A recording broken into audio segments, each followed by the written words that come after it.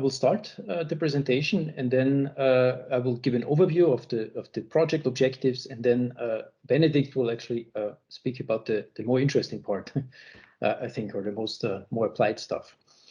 So the HADRIAN project is related to a Horizon 2020 call, human-centered design for the new driver role in highly automated vehicles. We are coordinating this. We are about half time. I mean, we're in the third year now. We still go 1.5 years. And you can see here partners. We are altogether a consortium of 16 partners, a lot of research partners, but also industrial partners involved. So what is the motivation for this call? Last time I already presented once at the very beginning of the HADRIAN project about this accident that happened with an Uber vehicle in California in 2018, where a safety driver was not able to uphold it has many reasons as all these accidents, but one of them was the safety driver was not able to intervene sufficiently fast, and there was a fatal accident where this Volvo vehicle hit a bicyclist who was crossing the road at the time. This has been very well investigated, but it was a motivation back then why this is really also a serious question, how humans can manage and how humans can safely interact with this high level of automated driving systems.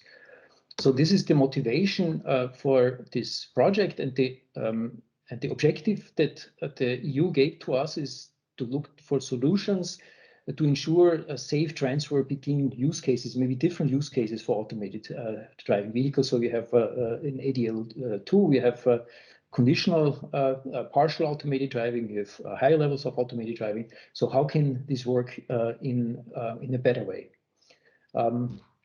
And for this, we spent quite some time trying to understand, what are limitations that human drivers have with automated driving systems, but maybe general humans. What are the challenges that humans have when interacting with automation, also in airplanes, in trains, in nuclear power plants, and so on. So there's a large history of investigating humans interacting with automated systems. And there are some key lessons that we thought we'd put up front. I mean, one is it's very difficult for humans to watch versus doing. It's much easier to coordinate, to control, to have a control versus just watching somebody else doing it or watching a machine doing it. So it's what there are also reasons of understanding what's going on and re-engaging if you have been out of the loop, and then re-engage back into the loop after you have been out for a while. There's a lot of evidence in various different fields for that. It's difficult for humans in this kind of to re-engage into an actual manual task. So that's the first. The second one is really that this is really in some way a novel task. We go from a hammer metaphor. I mean, if we interact with a hammer, we have complete control. I mean, the human is in control of the tool completely, to something like more like a dancing metaphor, where sometimes the vehicle is driving, sometimes the human is driving, and sometimes you have this interaction in between. And so it's less all permanently in human control. And this is also a challenge in terms of, what is the human gonna do? What is the system gonna do? So you have to build these mutual representations that you know what the other thing is doing, the other part, the technology or the human. Yeah, so this makes it more difficult. And then the third stream has purely to do with building, understandable interfaces, human-computer interaction, human-computer interfaces with these very complex systems. I mean, they can do a lot of things, and you can see this driver is overwhelmed by if you show them too much information in a safety-critical situation, also a time-critical situation. This is difficult. It's really difficult to do, and this is a third challenge that after looking at this for quite a while, there's a lot of evidence in that go into these three areas. Okay. So what is then the HADRIAN, our project, our consortium want to do about it? And we have a three-pronged approach really going about this that I want to just present. First one is not interaction related. It's really about presenting the driver with more transparency about the automated driving. If the driver knows more when to expect transitions earlier on, also how long automated driving will last. So automated driving predictability, but also increased availability and continuity, so reducing the number of takeovers that are necessary to drive. What impact, what safety impact would such system have over a system where you have to go back and forth? Yeah? So it's the continuity, predictability, and availability continuity of the experience of the ability to handle automated driving, yeah, of having this available. The second one has to do, we call fluid. Basically, it has to do with observing the human driver with a driver monitoring system. So these are becoming state of the art in many modern vehicles, where systems are monitoring the driver. 1 or 2 cameras observe the driver, whether the driver is ready to take over, or in a conditional automation is actually doing what the driver is supposed to do, meaning monitor outside. Yeah? So in highly automated driving, is the driver ready to take back control? Yeah? So driver monitoring on one hand, how much benefit does this have? And on the other hand, having interfaces that adapt to some level and react to the need of the driver if such a need is detected. The driver, for example, is not ready to take over, or the driver is not monitoring enough, providing interventions at this time. This is the second layer of the system. So the first one is more is the overall drive experience. The second one is in the vehicle. And then the third piece has to do with the driver, him or herself. This is to improve the skills, the competences of the drivers to handle these complex, sometimes complex automated vehicles. So can we provide tutoring advice to the driver, and how much does this help to increase the competences of the driver? We have in the consortium, and just show you a very short snapshot, we have different partners investigating. This is just interaction solutions. So just for the middle layer, the second layer, partners look at the head-up displays, providing information, providing predictability information on a little display, how long the drive is going to last. Tutoring applications are ambient lights that show better the mode of the automation, the mode in which the automation is driving right now, for the driver to be better able to differentiate what the car is doing. Different types of visual and auditory icons, also haptic icons and symbols that provide feedback via the steering wheel. And then also a turning seat that provides a slight rotation of the seat to facilitate driver awareness. Okay, now I'm a little tilted away, just slightly bit, and now I'm turning back. And so a haptic cue also to provide better mode awareness. So these are some of the interfaces that we're looking at in our overall question now, and that's why it's great to have a chance to present here our approach to this. The question is, to what extent do these HADRIAN innovations increase the safety of automated driving? Yeah, so this is a safety question, because we have also to quantify this to the EU and to our, if these, to what extent these provide benefit, but also get maybe some estimate what are the more beneficial methods and what are less beneficial methods. So for this, we started with the ISO 21448.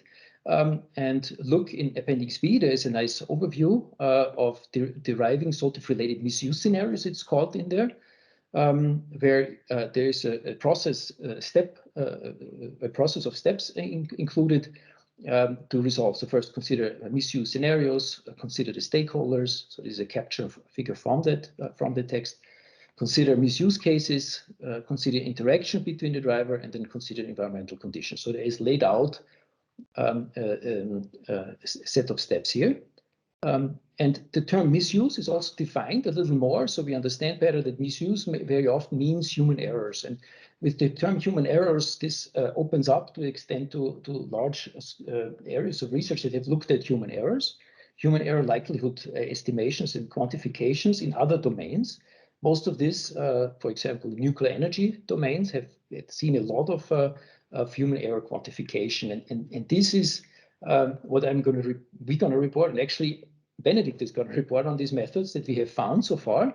If we want to use these methods that we have found in other areas to quantify human errors, to measure to quantify to what extent these HADRIAN innovations are likely to reduce the occurrence of these human errors. Okay, so this is the background, and with this, I will hand this over to Benedikt, and maybe it's easier, Benedikt, if you just share your slides, then it's maybe you don't have to continue, just clicking advance. So we'll stop sharing for a second if you maybe can share your slide. Okay, so let's get in depth a bit more on human errors. So first, we want to define human errors a bit to try to give an overview of which kind of categories of definitions are out there, because they differ a bit.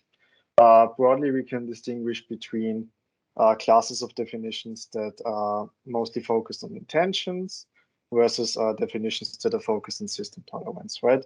So when we talk about definitions that focus on intentions, one example is the definition of reason that says that human error is simply a term to encompass all occasions in which a planned sequence of activities fails to achieve its intended outcome, right? So it's the intentions that is not matched by the outcome of the action. On the other hand, there is the class of definitions that focuses on system tolerance, which basically say that human error is merely an out of tolerance action, and what is out of tolerance is defined by the system. To combine kind of these schools of definitions, other researchers, and we prefer these two, have formulated kind of holistic definitions, which includes intentions, right? So human error is something that is not intended by the actor, that is not desired by the set of rules, or that let the task or system outside its acceptable limits, right? So we have a kind of combination of these classes of definitions. Well, so let's say we've defined human errors now. Now we want to categorize our acts into different classes or categories of human errors. We can do that, for example, by using the unsafe acts taxonomies from HFACs, formulated by Chappell and Wiegmann 2000. And there is the kind of distinction between errors and violations, which are the subcategories of unsafe acts. Where again, we can now then distinguish between decision errors, skill-based errors, and perceptual errors, as well as routine violations and exceptional violations. Yeah, to go a bit more in depth on these categories, because we think they're interesting and they're also important for what we do. Let's talk first about errors. So when we talk about different kinds of errors, we distinguish between skill-based errors, decision errors, and perceptual errors. Where skill-based errors, as the name already suggests, are error in often very basic skills that we do without consciously thinking about that. So poor technique when driving, for example, or there's an omitted step in procedure when, for example, taking over from automated driving to manual driving again. And combining these skill-based errors suggested by the HFACs with knowledge errors, where there's an error in the knowledge you have, we can combine these to the class of competence errors. Then again, there's decision errors, which are such errors where you have a plan and you act on that plan, but at the end of the day, the plan turns out to be wrong, right? So let's say there is a certain situation in traffic, and you see that situation, and you lay out a plan how to respond to it, and you act on the plan, and what you think you should do, you do it. It all turns out well, but it doesn't because the plan was wrong, right? So that's decision error. Then lastly, there's a perceptual error. For example, when you misjudge a distance while driving, that can lead to accidents, right? So the cause is that your perception of the world differs from what reality really is. So much on errors. When we talk about violations, we, in contrast to errors, talk about willful disregards for rules and regulations, right? So only when you know rules and regulations, for example, speed limits, you can pursue violations.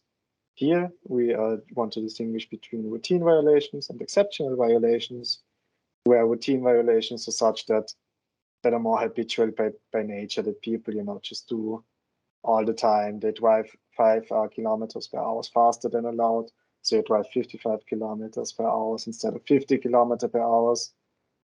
Many people do that just habitually, right? They do it like every day when they go to work. They drive a little bit faster than allowed. And also, most often they will not get fined for that. Then there are exceptional violations, which are not done habitually, and they usually encompass a more excessive departure from the rules, right? So driving 100 kilometers in cuts where you're allowed to, let's say, drive 50 kilometers per hour or 30 kilometers per hour. So now we have distinguished between errors and violations on the basic level, and when you go down that route more, we can distinguish between skill-based errors, decision errors, and perceptual errors on the one hand, as well as exceptional violations and routine violations on the other.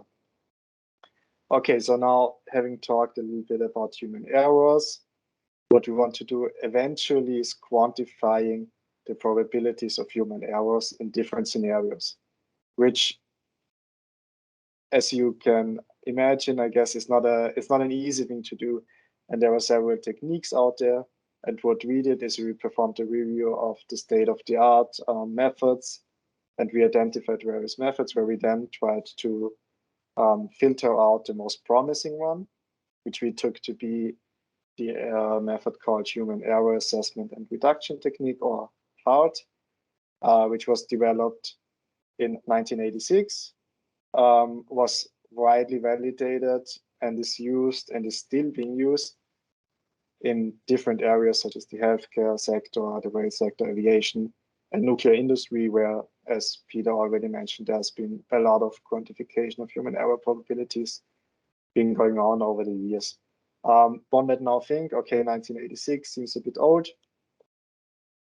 True, but luckily the authors revised that method and revised the numbers they come up with earlier, and based on more recent research, they in 2017 corrected the numbers, so the method at the end of the day is still up to date right now. Okay, so how does HART work? I will try to talk you through an example, right? So let's say at first you identify a task where you say, okay, I here want to now find out what is the probability of a human error. When you use the HART method, the first thing you do is to classify that one task that you do in terms of the categories you see on that slide here. These have been determined by Williams, by the authors, and one human error probability is assigned to each category, right? So let's say your task is one that is totally unfamiliar to the human, performed at speed with no real idea of the likely consequences. Okay, so there now you classify the task, and now you assign the human error probability of 0.55 to that task. Once you have done that, you go a little more specific and you identify error-producing conditions, meaning that in the scenario of your task, there will be certain conditions that may lead to, or that may influence the human error probability, right? So let's say in your scenario, the user is unfamiliar with the situation, which is potentially important, and that situation only occurs infrequently or even is novel to that person. Again, Williams, so the author of HART, came up with a maximum proportional effect, meaning that maximally that error-producing condition has a really, strong effect of times 17 on the human error probability in that certain scenario. To make that method a bit more flexible and to allow the rater to include his expertise of the scenario into the whole calculation, in the next step, the rater can then identify how strongly each error-producing condition influences the human error probability in that specific scenario he's investigating. Right, so here on the right side of error-producing condition, unfamiliarity with the situation, and so on and so on, we have the number 17. the rater can now assess how important that really is, and the maximum is times 17, right? So if it's not that important, we can use a number like times 4, but if it's very apparent in the situation that the human is unfamiliar with it, a number kind of close to times 17 will be appropriate in that scenario. Once we've identified all these numbers, we can then calculate the human error probability. And I want to illustrate that now using an example. So I'll just read that out now very quick. Okay, so a safety engineer wishes to assess the likelihood of a driver failing to safely take over from automated driving level 3 following strict procedures. The driver is fairly inexperienced and has previously used another vehicle with opposite automated driving disengagement procedures, and he's only dimly aware of the hazards involved in taking over from ADL3. It is assumed that the driver's been driving for 7 hours, has family problems at home, and he's under pressure to arrive on time. His boss is very strict and has previously fired several drivers who did not keep to the schedule. Okay, so now we want to use HAD and want to find out what's the human error probability in that scenario. So now we can use what I've explained before in order to do that. Okay, so at first, I think I can use the laser pointer here now. Yeah, great. We want to categorize the task in terms of the HAD taxonomy. So here we've identified that the type of task is F, which is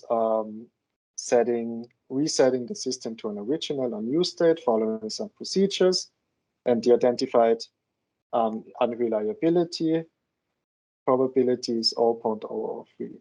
So we've done that, and now we have several error-producing conditions, right? To name just one, we have inexperience right here, because we have seen here that the driver is fairly inexperienced and has previously used another vehicle. So now the maximum proportion of effect here is times 3. And now the engineer can assess the proportion of maximum effect that is adequate here. So for example, 0.4, right? So that would mean it's important, but it's not extremely apparent in this case, because otherwise we would come up with a number, closer to 1.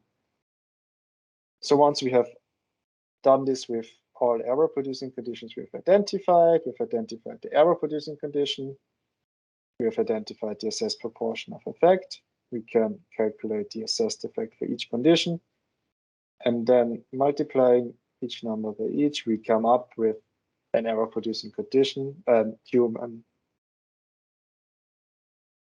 error probability of 0.27. So just a quick introduction to HAD. As said, that's a method which is widely used. It's reviewed very well, and we want to use it in the sector of automated driving here. Only to name 2 scenarios we will examine, and what we want to show here is to show that with our HADRIAN innovation, we can cause a lower error probability than what you would get out if you would do a human error probability calculation on a baseline condition, right? So let's say the baseline condition is the following. The vehicle drives at ADL2 on the motorway. A construction site is ahead that involves a lane change, which requires the transition back to manual driving. The driver detects the construction site and terminates ADL2. The driver performs the necessary checks and takes back driving control. So that's the baseline condition without HADRIAN innovations. Using HADRIAN innovations, the scenario would look the following. Again, the vehicle drives in ADL2 on the motorway. A construction site is ahead that involves a lane change, which requires the transition to manual driving. The human-machine interface informs the driver that the driver should get ready for manual driving. And that's the difference here, right? So we now have a system that informs the driver that he or she should get ready for manual driving. After that message, the driver performs the necessary checks and then eventually takes back driving control. So we have a baseline condition, we have a HADRIAN condition which involves HADRIAN innovations, and what we hope to show is that in HADRIAN condition we have a lower human error probability than in the baseline condition. So to briefly sum up, what have we done? We have presented a method to assess human error probabilities that can be used to measure the impacts of safety improvement, which I just explained right now. It can be used to identify and quantify problems of socio-technical system. Currently, we are applying this method to several HADRIAN innovations. And of course, once we have completed the analysis, we will share lessons learned and results that have come up. We will come up with possible recommendations as input to SOTIF ISO. And of course, we are looking for opportunities to work with some of you to apply this technique to other applications.